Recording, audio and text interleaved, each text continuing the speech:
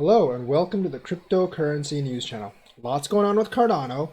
They have their summit, but we're now going to talk about how long does Cardano have to take over, or if it really wants to dominate, be like the preeminent mainnet. Obviously, there's a lot of competition. There's Ethereum, which is the 900-pound gorilla. There's ZIL. Um, there's Tezos, and probably some others like Polkadot that's actually coming up.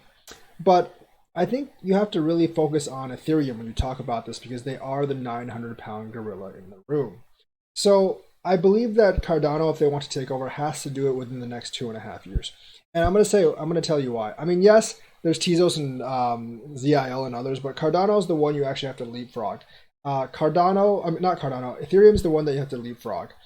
And the thing about Ethereum is that 2.0, like phase 0, isn't going to come out probably until like Q1 of next year.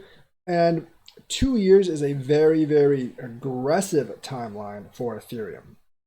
Now, Ethereum's been anything but aggressive, so my guess is that it's going to take like 3 to 4 years. So the thing is, you have plenty of time after Goguen comes out and then Basho scales to actually have a huge advantage on Ethereum. Yes, there are layer 2 scaling solutions for Ethereum, but it's hard to get any of those mass adopted. We've seen what happens with Bitcoin and Lightning. It's been out forever, and mass adoption for Lightning is, well, it really isn't. So, that's how that actually goes. So I think a lot of the Cardano layer 2 scaling solutions aren't really going to be mainstream. And especially with all the DeFi coming up, it's going to be very, very hard to scale Ethereum to actually keep up with the demands of DeFi. And if the network keeps clogging over and over again with super high fees, people are going to look for other outs. Now, I think Cardano probably has the best chance to actually, out of all the other main nets, to actually have some for Ethereum. They actually have a large fund set aside for DeFi,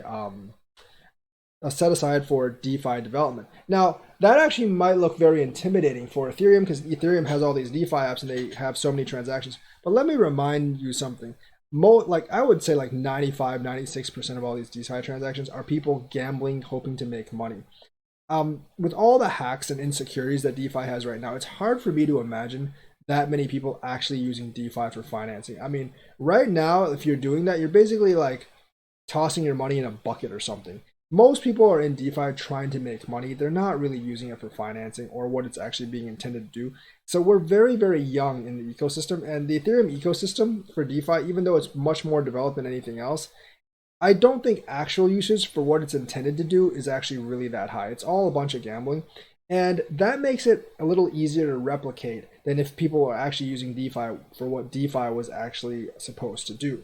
I mean, it's very, very young. And if Cardano can actually kind of like filter a lot of the projects that actually want to use Cardano, like filter as in, hey, I think your project's a scam, we're not going to support it. Or, hey, this project looks pretty good, we'll actually support it. If they can do that well, and do that very carefully, I do think they can actually build an ecosystem that's actually better than Ethereum's that can scale a lot better immediately, not in like 3 or 4 years, immediately. And I think they have to do it in 2.5 years because if they build that ecosystem where they're, like at least they have a lot of activity in 2 or 3 years, and a lot of developers are using it, then they can really compete with Ethereum, and then they still have about 1.5 years leeway to have a leg up on Ethereum. So if they can actually use McCann on marketing, get the developers there, and actually just strain out the lower quality shitty projects, and basically promote the higher quality good projects on Cardano. I actually think if they can do that in 2.5 years, they have a good chance of leapfrogging Ethereum. Cardano at its current price needs to about 10x to actually take over Ethereum's market cap. That's still quite a ways away, and I don't think it's going to happen anytime soon. But with this New Balance thing, and with other corporate enterprises actually coming on, I do actually think it's possible. But the timeline is about 2.5 years because I think Ethereum is going to take like 3 or 3.5, if not 4 years to actually launch 2.0. And giving yourself 2.5 years to get on level means you still have about a year afterwards to actually leapfrog them and put a decent amount of distance before 2.0 actually comes out, if 2.0 actually works. If 2.0 doesn't work, this is kind of pointless discussion, but if it actually does come through successfully, it's going to be a big upgrade for Ethereum, and that will actually allow Ethereum scaling to actually match some of the later projects as well. So you want more adoption than them by that point, and I think getting on par with them in about 2 years where your ecosystem's up and bustling, and then separating yourself in the next year, year and a half before 2.0 comes out can actually solidify you as the preeminent blockchain. And that will mean at least a 10x for Cardano, just looking at Ethereum prices right now, but most likely a 50 or 60x looking at where crypto is actually going.